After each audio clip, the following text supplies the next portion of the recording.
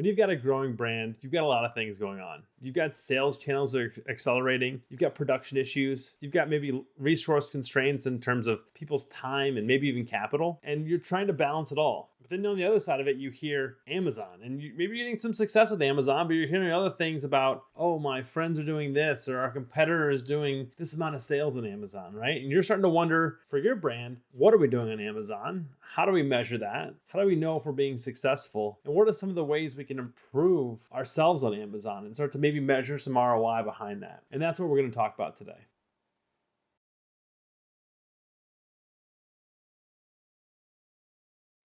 How often do you look at your performance on the Amazon channel and wonder if you could be doing more? Maybe you're looking at the resources you've devoted to Amazon, like time and dollars, and wondering, is Amazon doing everything it can be? Or maybe your sales on Amazon have plateaued and you're wondering if you do have those right resources devoted in the right manner. So knowing some of the answers to these questions is going to help show you whether or not your brand is maximizing all it can be doing on the Amazon channel.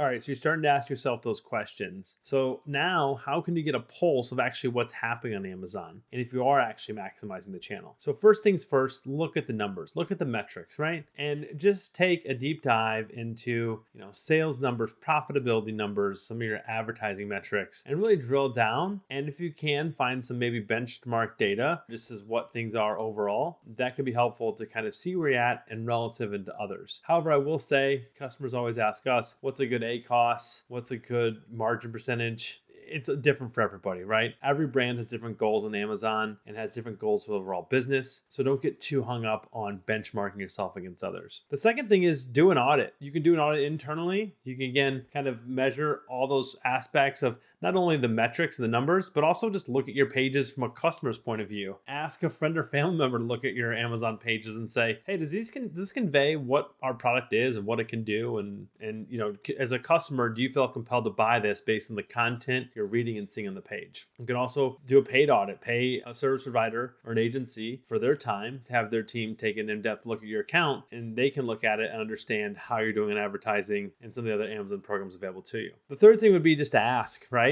Ask the person or people that are tasked with servicing the day-to-day of Amazon and kind of directing the Amazon strategy. So maybe it's in the marketing seat or sales seat, and asking them how it's going. And then by doing all these things, you're going to have a very key and good idea of where you're at.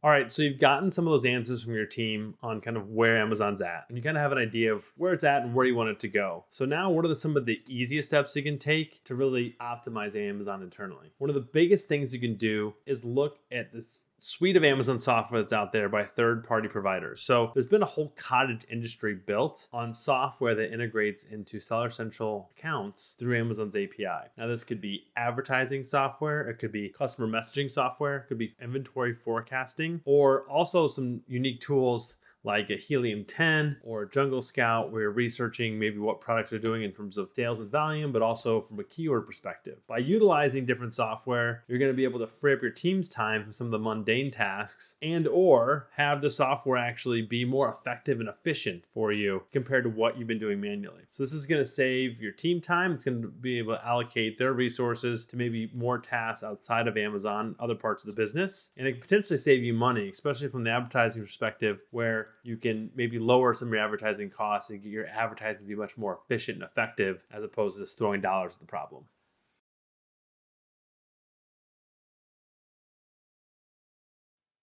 All right, so you've gotten some of the answers that you've got from your team, and now you have a good idea of where Amazon's at. Maybe the next step is you've implemented some software to help save time and find efficiencies of what you can be doing on Amazon. So what's next, right? Well, next is you got to manage those day-to-day tasks still, you and or your team or the person responsible for Amazon. But you've also got to work on the tactics and the growth strategy and really getting that down, right? So it's doing those day-to-day tasks. It's, checking some of the metrics, dashboards, some of the analytics on a daily basis just to make sure everything's in place, right? And also doing that on maybe a regular cadence, a weekly or monthly cadence. Again, looking at some of these dashboards. It's also understanding the opportunities and limitations of the Amazon marketplace. Now, a lot of that just comes by, doing it for a long time, and you just start to understand like, oh, we can do this now. But Amazon's always rolling out new programs, and they're not doing it for everybody. They're not making them really public. They'll just be kind of popping up in different spots in Seller Central. So just knowing what those are and being able to take advantage of that. And along that same lines is just staying up with the platform, continuing education for Amazon. It's a digital marketplace. It's always changing. And so you have to be, and your team have to be dialed in exactly what's happening, what are the trends, what are some of the limitations, what are some of the opportunities we can take advantage of. And so really having that balance of those day-to-day tactics, those high-level tactics, is going to help you go to the next level.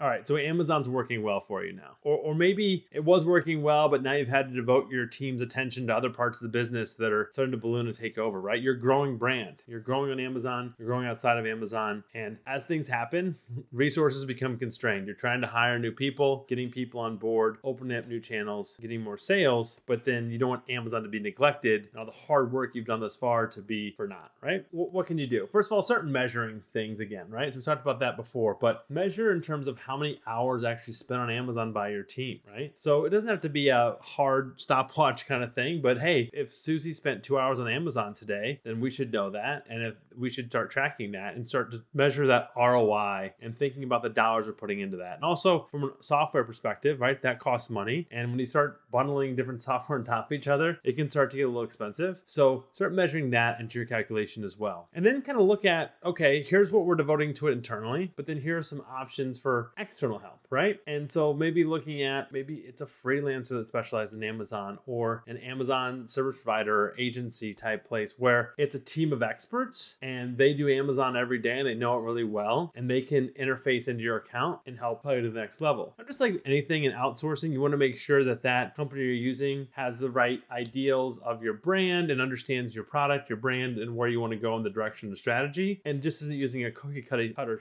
tactic to get to the next level. And I found this in my business. You can't be experts in every single little thing, right? You need to find the right partners along the way to help you in these. So keep that during the framework there of what are we really good at? What's our core competency? Maybe it's production, maybe it's branding, maybe it's just product development, amazing product. And then again, find those right partners to help take you to that next level. And just doing all that's going to help you understand, do we need to keep doing this in-house or is this something we need to outsource to the right provider?